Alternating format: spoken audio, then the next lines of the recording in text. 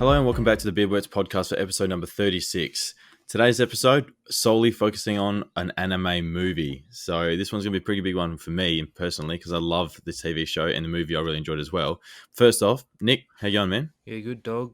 Chilling. Finally got to see this bloody movie. Yes, and the movie we speak of is the Demon Slayer movie, which is better known as the Mugen Train. So, yeah, obviously it's been out for a little while now worldwide. Hit Australia a little bit later, and then obviously you had to wait for the dub and all that kind of stuff. I watched it in subbed, Nick watched it in dubbed, so we have our conflicting conversation all the time about what's better. But either way, still a great film. So let's start it off.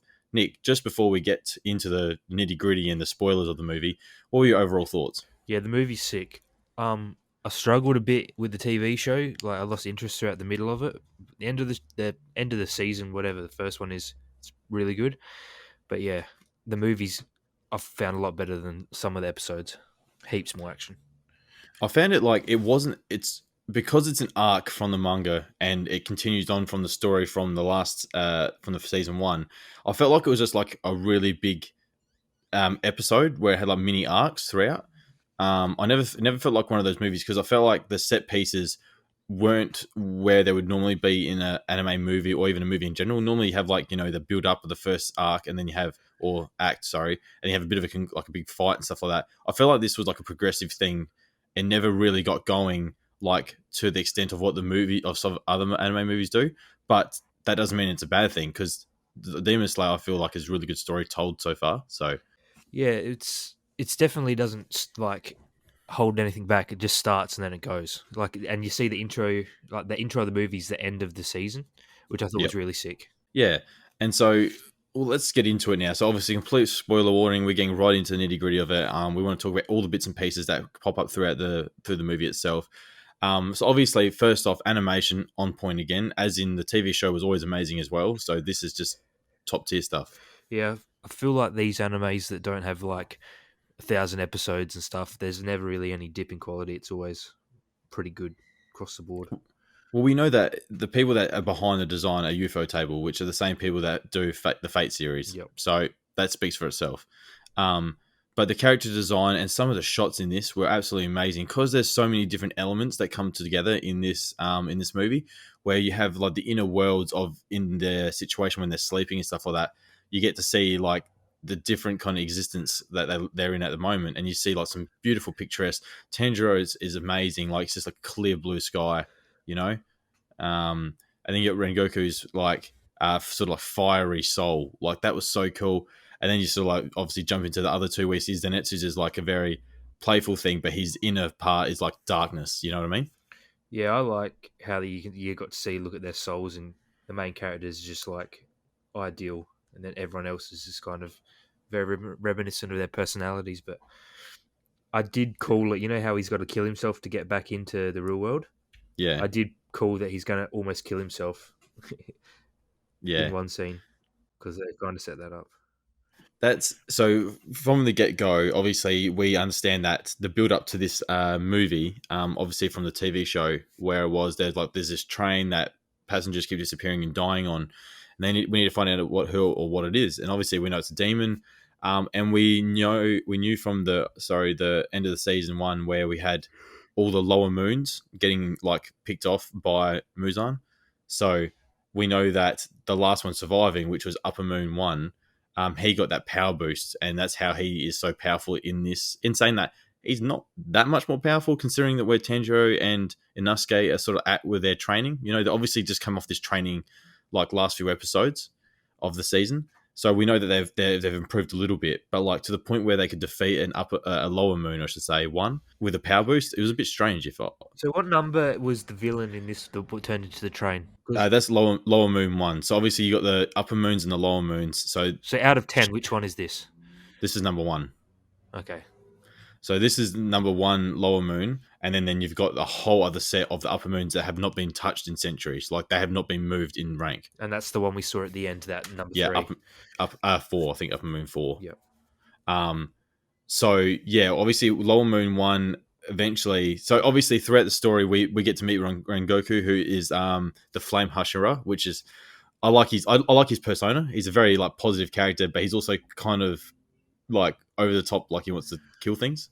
I thought he was like when they first met him and he's talking funny and that. I thought he was like asleep or something in a trance, but no, he just Yeah. talks like that the whole movie. He's just a very positive person, and he's like all about that fire within burning, and take and bringing victory to the humans and stuff like that. He And was different in the series though, because we've seen him before. he was He acted a bit different. he was a little bit different, but it's still the same. Like he just said, like we should, like he's still talking with a smile and like, the wide eyes, saying, "Yeah, we should just kill Tenjiro and what's his, oh crap! Now this is gonna be a little bad that I don't know her name, Nezuko."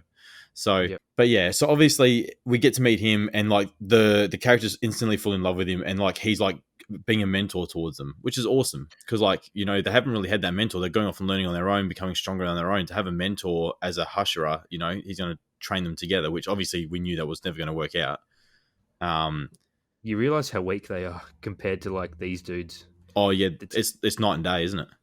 Oh yeah, he's like literally a god mode compared to the main character. And so we get to see some cool parts and a bit of action at the start. That's where I talk about, like, in some anime movies or even movies in general, it's more of a big action piece, whereas he just annihilates the two, demons pretty quickly with his Oh, he's so quick. with his techniques. Yeah, he's so fast. But then we find out the whole power behind Lower Moon 1, which is, they're able to put people into a sleep and sort of like crush their soul. So these upper and lower, I'm misunderstanding. Is there 10 all up or is there 20 all up? So 10 lowers and 10 uppers. Yeah, that's how it is. Okay. So there's 10. I'm not sure if it's 10 exactly. I don't know the number. I mean, that's more of the manga thing, which I've only read bits and pieces of, but I just want to watch more of the animation before I read more of the manga. But yeah, there are the upper and lower sections. So, the spider guy from the last arc? Yeah. He was in the upper. Okay, because by the way I understood watching the show is there's only 10 all up. So like 5 lowers, 5 uppers. I don't know. Yeah. I don't know. I just misunderstanding. You've read more or watched more than I have. Yeah. I'm just trying to actually work out how many there actually are in there. So, there's 12 demon moons. So you are right. Okay, So there's the 6, the weakest known are the lower moons, and then the strongest called the upper moons. So there's 6 in total. So so we just seen upper moon. So like they're still 12, but they're still classed as lower and upper. So Lower Moon 1 is actually position 7, I guess. Yeah. Okay. Man, how powerful is the main dude going to be then? Jesus. Oh, the top 3 or even 4, because I think we've seen Upper Moon 4. Which was the one that we fought at the end. So we've seen how powerful he is on his own. But yeah, we'll get to that part in a minute. But yeah, some pretty powerful characters as the manga goes on, and like even Upper Moon number 1 is like his backstory is so epic. So yeah, it's going to be really cool when it eventually gets fully fleshed out, because obviously the manga's already finished, so like we have got an ending, so they can literally just animate the crap out of it now. Obviously, they just need to have the time. But anyways, back to the dream sequences when they're sort of stuck in their world. So they're all passed out, and from Lower Moon 1, his ability is to put them into a sleep, and that sends out the kids. Because the whole idea about his ability is that he's able to give people these great dreams and memories of people they've lost, or like their wildest dream that they want. And you can just tell, like, these kids, like there's one that's got like tuberculosis. He just wants the pain to stop, so he gets put to sleep all the time. The kids just want to see their parents, and then the conductor wants to see his family. So like they're like doing stuff for the demons, and then they can be put to sleep. Yeah, because they've obviously had their families or people killed on that train, and then they just become slaves to that dog. Just traumatized, really. And yeah, they're saying that they're doing everything they can just to get to that dreamland. You can see they've got massive bags under their eyes. Like, they look like they've been awake for days, and they just want to get back to sleep. So that was kind of cool. And then we obviously see how they interact. So these kids tie themselves to our main characters, and they go into their inner worlds where they're like in their dream sequence, and they need to find their soul or their core or something like that. And if they break it, then it like constantly just puts them down. Yeah, it just like ruins their whole spiritual like connection. But how cool is Rengoku? Like grabbing her, his like body just fights back. He's asleep, but his body jumps up and just grabs this kid around the neck. And it's just he was choking it for ages. That was epic. Because like all of a sudden, yeah, like he's just like, what's going on? But in his head, so like, yeah, his instincts of his body, not his mind, but his body were like, something's happening. Bang, starts choking her out. Obviously, we see. I actually really do enjoy Inosuke's and Zenitsu's like dream sequence, because Inosuke's like the leader, and he's like, "Come on, guys, follow me!" Like all that kind of stuff. Like he's the leader of the crew. I found that really funny. And then obviously Zenitsu was just like dreaming that he was just with Nezuko all the time. But I love it when that kid goes to destroy his core, and then you just see like the Zenitsu's like, "What are you doing in my dream?" And he's just like the Yep. Flash. He's like doof, doof, doof, flying around.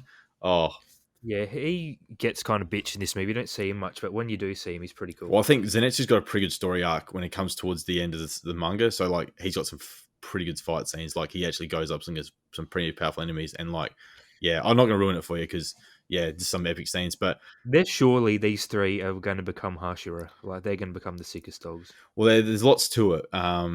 It's not necessarily always going to be the case with all characters, but yeah, there's some pretty fight. Because the thing is, like, as this manga goes on, like, certain characters aren't guaranteed to be around anymore. Like, people get killed off. So Is there a time skip at all? Or are they all pretty well this age the entire time? I'm not sure about the time skip wise. I think it's just like there's the show goes over multiple years, so like they do get a little bit older. I'm not sure if there'll be much of a time skip because obviously we saw a time skip in season 1 with the training. You know, the year he did like a Yep. year past. But yeah, I can't like nor confirm or deny that happens. I haven't read all the manga, just bits and pieces. But yeah, back to that dream sequence. Obviously, those two, like, those characters fine, but then we probably see a lot of Tanjiro's. Like, obviously he's living with his family again, but he picks up on something, and then he sees a sequence with his father, and he says, you have to keep going. And so then Tanjiro gets to the point, and like he has to do one more thing, and then that's like, you guess, he has to kill himself in his dream to wake himself up. And then he sliced his own neck. I reckon they're hinting at something. They always say, "Oh, my dad was frail, my dad was weak." I reckon Tanjiro's dad is like secretly a beast. We're gonna see some revelations later on that his dad was sick. Well, obviously we saw it in the series or the season 1, and also in this movie that he adapts his father's like dancing like technique into his water breathing, and it's like it becomes like something whole new. Like, because there's I'm gonna give you a bit of a spoiler for. Yeah, because there's all the elements of like he's gonna make his own. I reckon. So there's heaps of breaths, like that's what they call the breath techniques, and so there's heaps of them that they go around, because like as we go on throughout the manga, you get to meet the other Hashiras that have like unique ones. Now there's two that are the most powerfulest, and these are two characters that are absolute beasts of characters. One's still alive, one's not, and they're brothers, and so Yeah, one's called the Breath of the Sun.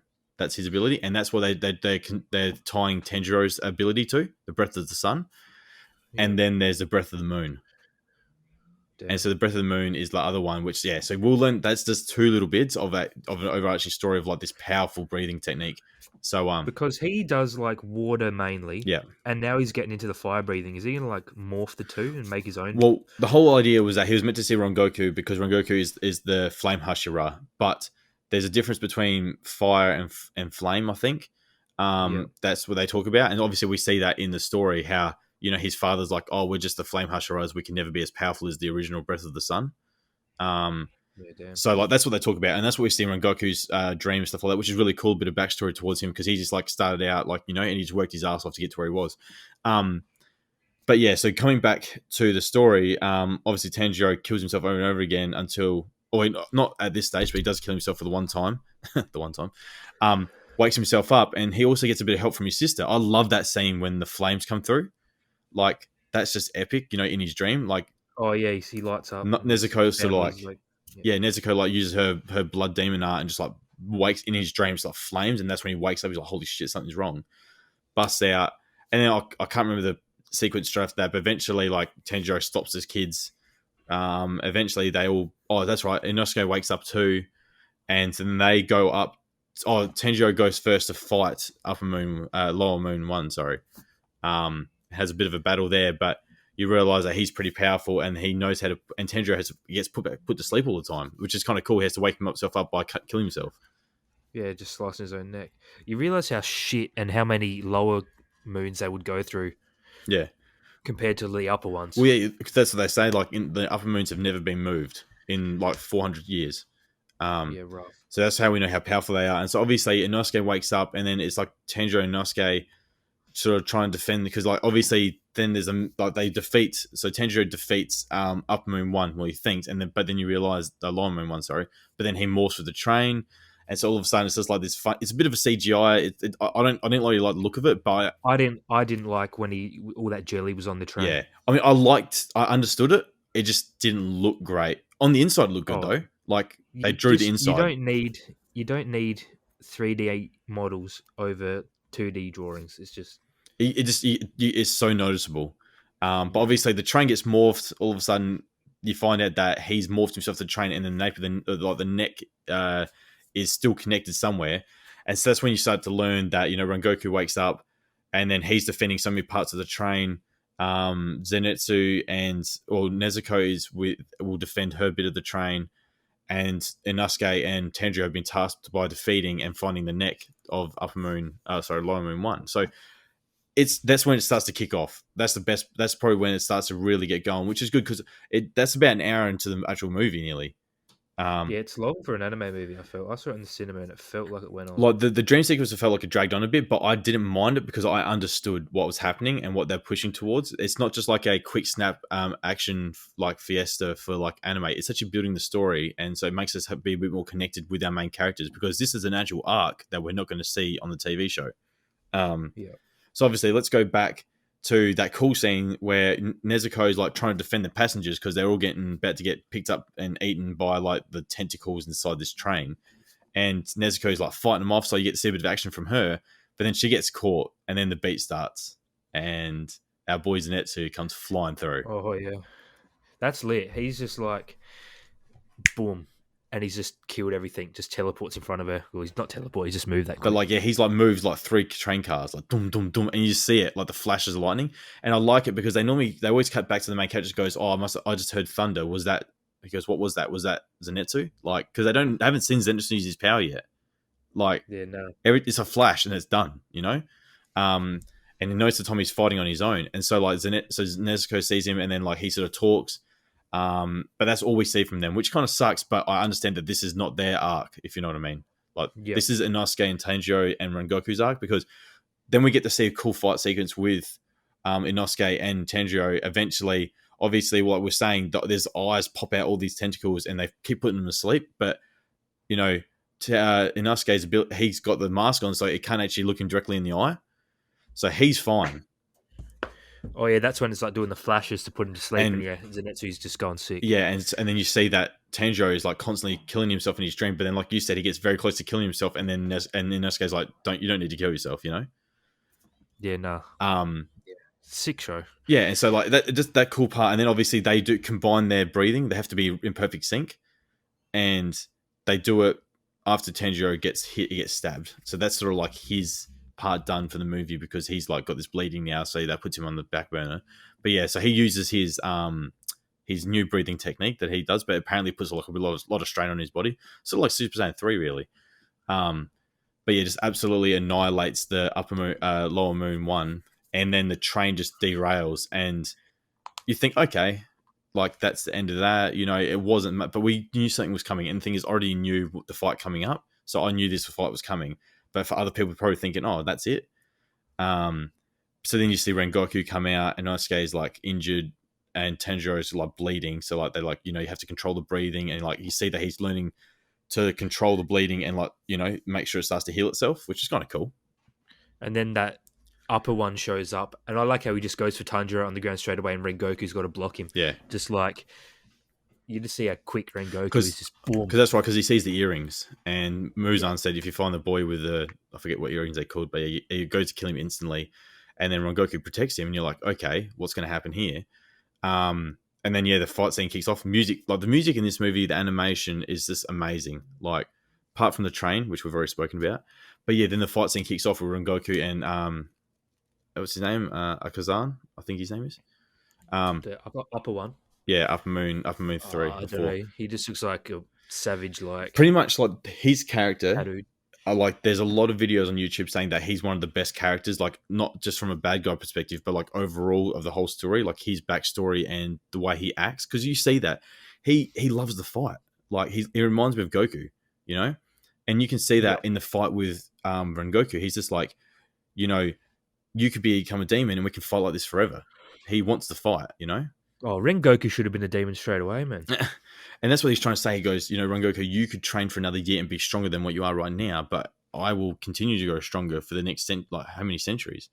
And so this epic fight breaks out, and this is the most plainest point, because we spoke about this we didn't speak about this, but in season 1, they talked about, demons can heal really, really quickly and have no problems at all if they lose an arm that grows back.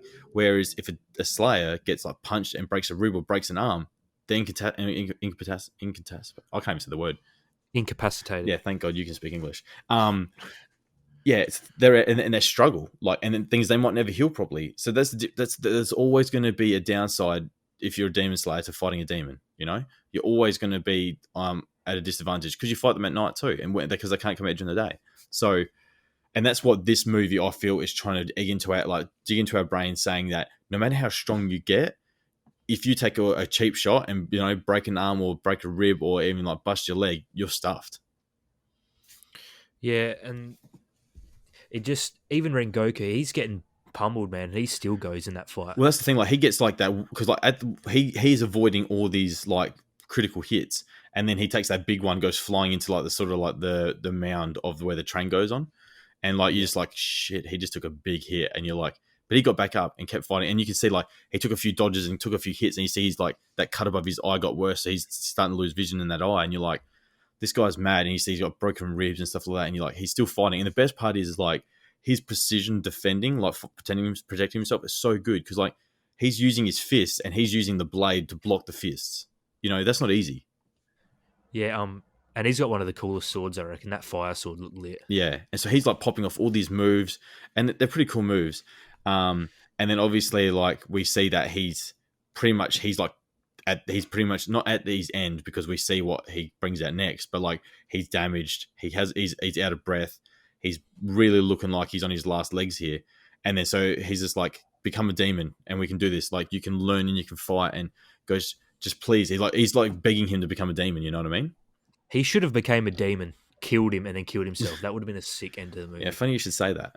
Anyways, but yeah. Anyways, obviously we see this massive fight scene break out, and then he just boom pulls out his final move, which is called Rengoku, and like it's just like a flash, like straight at him. He's there before he even picks up on him, and then you see him driving into him, cut it down. But you see he uses his arms to deflect it, and you just see him put it back up. And this animation is like god tier.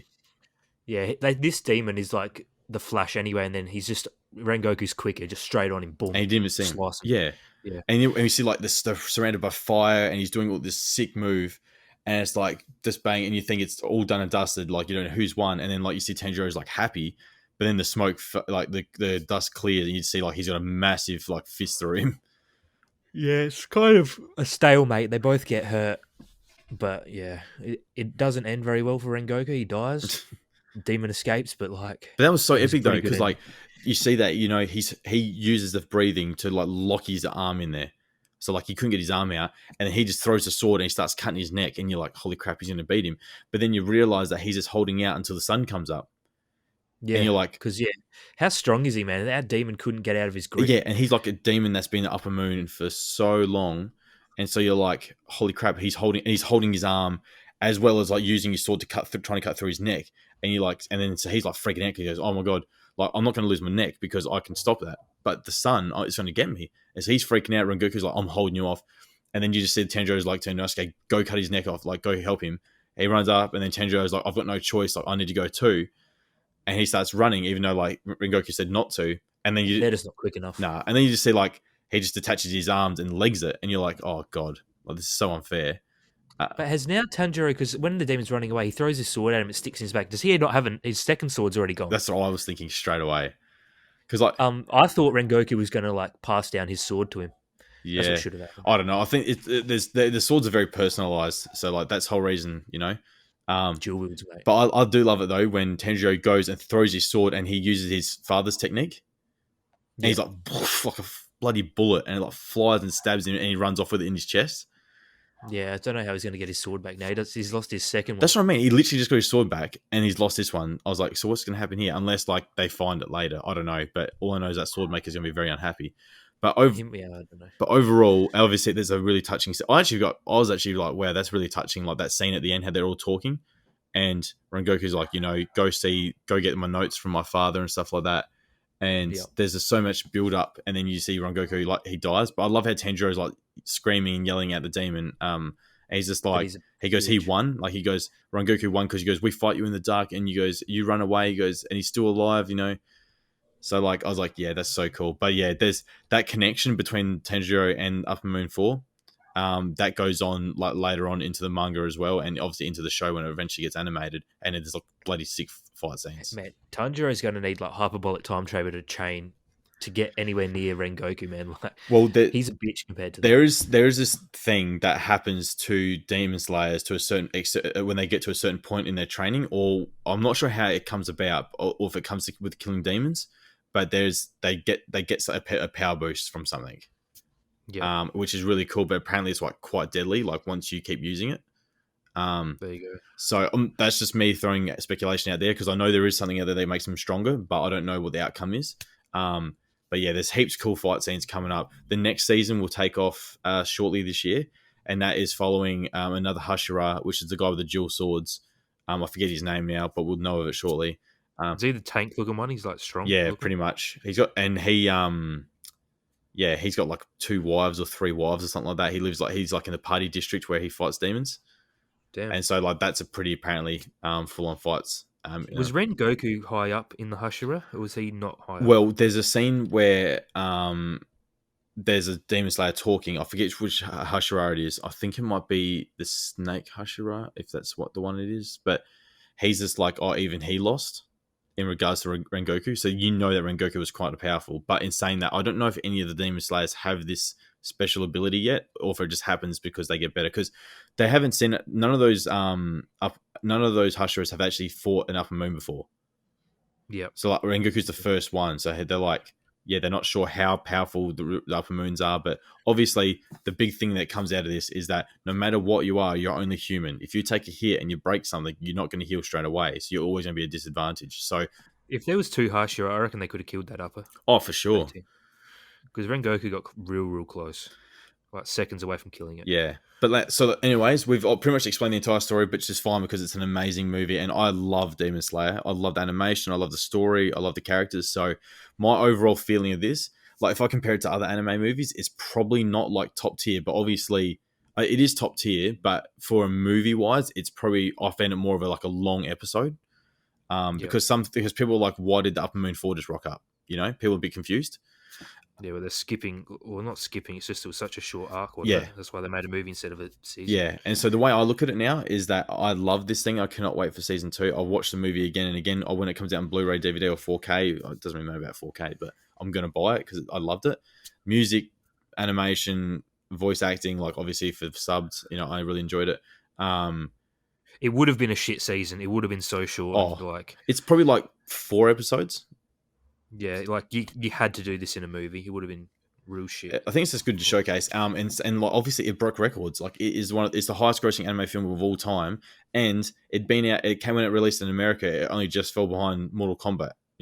Instead that we know our feelings about Mortal Kombat, but yeah, overall, like absolutely love the film. And I wish I got to see it in the cinemas, like at VMAX or something like that. Oh yeah, when I went, it was just me and my friend, but there was one other person by themselves, and then they were weird, man. They were sus. Going anime movie by themselves. That was strange. But yeah, so I mean, what's your overall thoughts? Yeah, it's a good movie. I liked it better than the middle of the first season. Like I lost interest. It took me ages to finish the first season. Yeah, I'm trying to get Pap to finish the season so I can watch the movie with him. But yeah, obviously this is massive ups for anime in general due to the fact that obviously same with Broly, but Broly was a little bit different. I reckon that Broly was better than this. Well, I think it's because it was designed to be a movie. This was like an arc, not so much a movie. So I can understand that. And there's different fights, different pinnacles in those movies, whereas this was just like a staggering getting better and better. I reckon Goku could take every upper at the same time. Oh, probably. Goku's always on another level. That'd be lit. Imagine that. He'd just spirit bomb the whole planet. But yeah, this is massive ups for all anime movies for the future today. Because like a lot of anime movies sometimes went direct to DVD. Obviously, of recent, that's not the case. But this is going to give all the animators out there and the big companies like saying, yes, we can do movies now and release it to the world, and it will do well. Because like Demon Slayer made shit tons of money. There's a Jujutsu Kaisen movie coming out. I'm not sure if this year or next year, but Is Attack on Titan getting a movie or nah? They're sticking with the TV show. They might do a one-off movie, do like a Splinter kind of like story. I don't know. They might do like a prequel, which would be kind of cool because there's lots of stuff about the prequels before the show. But yeah, I think the big one is that because right now Jujutsu Kaisen is like the new big one. The show was amazing. Like I absolutely loved the show. The movie, if it's it's called like episode 0, which will be like the before the actual series, which like apparently that character in there is just OP, so it'd be cool to watch him. But yeah, this anime movies now will definitely kick off. Like they'll just say, "Yep, we can do this now. Let's put our funds into it, and let's take the world." So, well, yeah, hopefully. But anyways, that wraps up our review pretty much. So I'm giving it like I'll probably give it I'd say probably like a 7.5, 8 out of 10. Yeah, I'll be just behind you, like a 6, 7. Yeah, for an anime movie, I think it was great. But like I said, it didn't feel like a movie to me. It just felt like one long episode, which is fine because it's more. It's like the Futurama movies; they were just like episodes mashed together. Yeah. But yeah, so big thing for next week, and we'll probably record this episode shortly. Is we're going to be talking about Resident Evil 8 or Resident Evil Village, better known at the moment, because I have now finished it. Nick finished it quite easily prior to me. So, yeah. And Castlevania as well. Yeah. At some point. So yeah, I'm 2 episodes away. I know you finished that already, and then we will do a recap on the Bad Batch when that more episodes come out about that. Obviously, that's weekly. Yeah, those episodes are so short. We need a few to come out before we can talk about it again. Yeah, but obviously the big one's Resi, and I know that's your massive talking point, and I've just finished it and loved it. So big things. Well, it's probably going to be my game of the year, I reckon. Because what else is coming? There's Ratchet and Clank. It's going to be. It'll look good, but it's still Ratchet and Clank's a kids' game. I think Battlefield's this year, but that's different. It's a shooter. Resident Evil's a bit more of a story, but obviously clearly a story. But anyways, thanks guys for tuning in. Do the usual. Follow us on our socials and stuff like that. This episode will be out hopefully in quick time for you. But yeah, anyways, thank you for tuning in. Deuces.